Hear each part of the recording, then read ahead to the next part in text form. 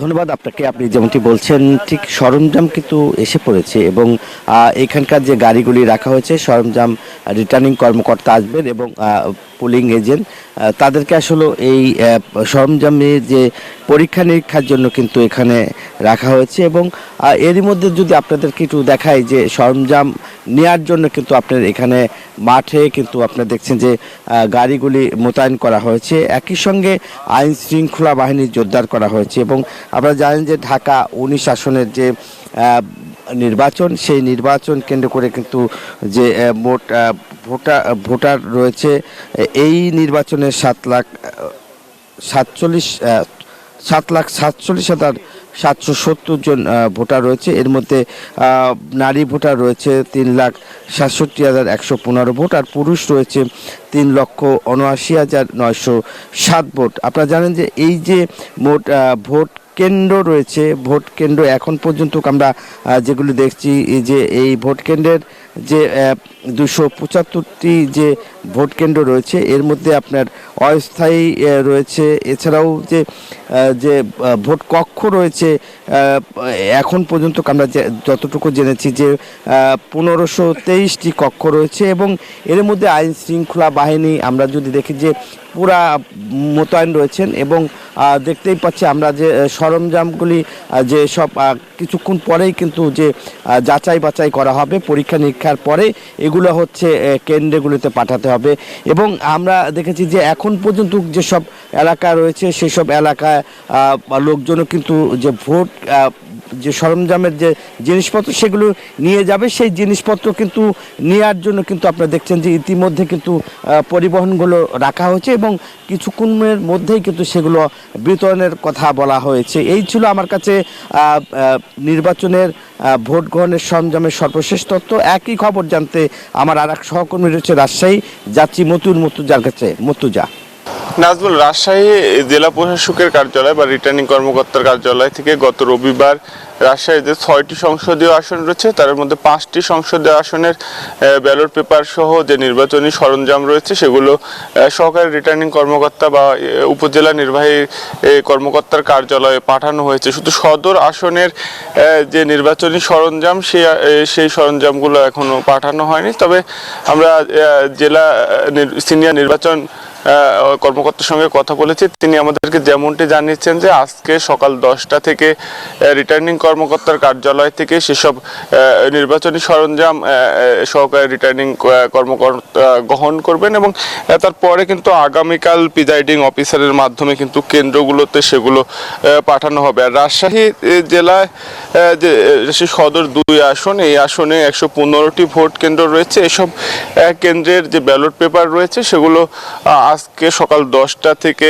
সহকারী রিটার্নিং কর্মকর্তা গ্রহণ করবেন এবং আগামীকালকে কেন্দ্রগুলো পাঠাবেন। আর রাজশাহী জেলার 768টি যে কেন্দ্র রয়েছে বাকি 5টি আসনে সেগুলো রবিবার বিকাল 3টা থেকে কিন্তু সন্ধ্যা পর্যন্ত যে কেন্দ্র উপজেলা নির্বাহী কর্মকর্তার কার্যালয়ে ব্যালট পেপার সহ অন্যান্য নির্বাচনী যে সরঞ্জাম রয়েছে সেগুলো বিতরণ করা হয়েছে। আর রাজশাহী বিভাগে এবছর যে ভোট কেন্দ্রগুলো রয়েছে তার মধ্যে অধিক ঝুঁকিপূর্ণ ভোট কেন্দ্র কিন্তু 2228টি। সেসব কেন্দ্রে বাড়তি নিরাপত্তা ব্যবস্থা গ্রহণ করা হয়েছে বলে কিন্তু জানিয়েছে আইন শৃঙ্খলা রক্ষাকারী বাহিনী। এ ছিল রাজশাহী থেকে সর্বশেষ। খুলনা থেকে আরো খবর জানাতে যুক্ত হচ্ছেন সহকর্মী মাকসুদ। আমরা যাচ্ছি মাকসুদের কাছে।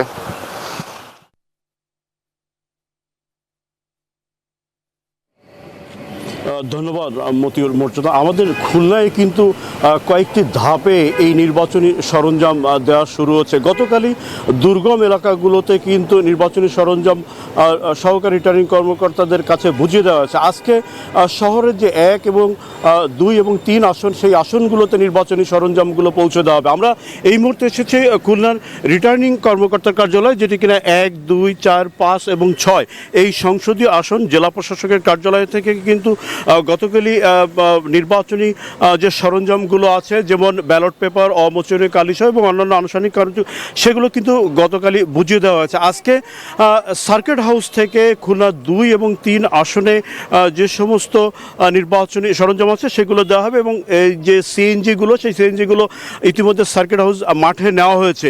এবং এই জেলা প্রশাসকের কার্যালয় অর্থাৎ 1, 2, 4, 5 এবং 6 এই সংসদীয় আসনের যে রিটার্নিং কর্মকর্তার কার্যালয়, এখানে যে দুর্গম ভোট কেন্দ্রগুলো আছে সেই কেন্দ্রগুলোতে আজকে এই সকাল 10টার পর থেকে এই কার্যালয় থেকে মাইক্রোবাস যোগে সেই সংসদীয় এলাকাগুলোতে নির্বাচনী উপকরণ পাঠানো হবে। একটা তথ্য জানিয়ে রাখতে চাই, খুলনা 6টি আসনে মোট 840টি ভোট কেন্দ্র রয়েছে। এর মধ্যে খুলনা 1 আসন এবং খুলনা 6 আসন, যেগুলো কিনা উপকূলবর্তী অঞ্চলগুলোতে, সেই অঞ্চলগুলোতেই আসলে কিন্তু দুর্গম এলাকা হওয়ার কারণে সেখানে এই সরঞ্জামগুলো পাঠানো পাঠাতে একটু দেরি হবে। এই কারণে আগেভাগে কিন্তু সেই জায়গাগুলোতে এই নির্বাচনী সরঞ্জামগুলো পৌঁছে দেওয়া হয়েছে।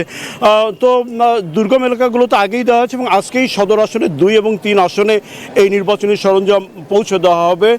তো এই ছিল খুলনা থেকে এই নির্বাচনী সরঞ্জাম পৌঁছানোর সর্বশেষ খবর। আমরা একই খবর জানতে যাচ্ছি, আমাদের সহকর্মী কুমিল্লায় অপেক্ষা করছেন। জি, আমার সহকর্মী কুমিল্লায়।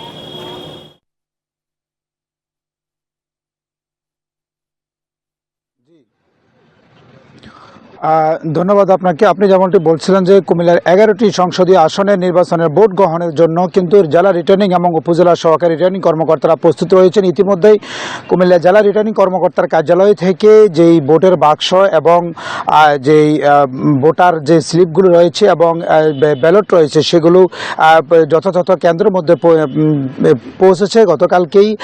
আজকে থেকে তারা তাদের যে প্রস্তুতি রয়েছে এবং বিশেষ করে এই ভোট গ্রহণের জন্য যে আইনশৃঙ্খলা বাহিনীর যে সদস্যরা রয়েছে প্রত্যেকটা সদস্য সেখানে তারা অবস্থান করছেন।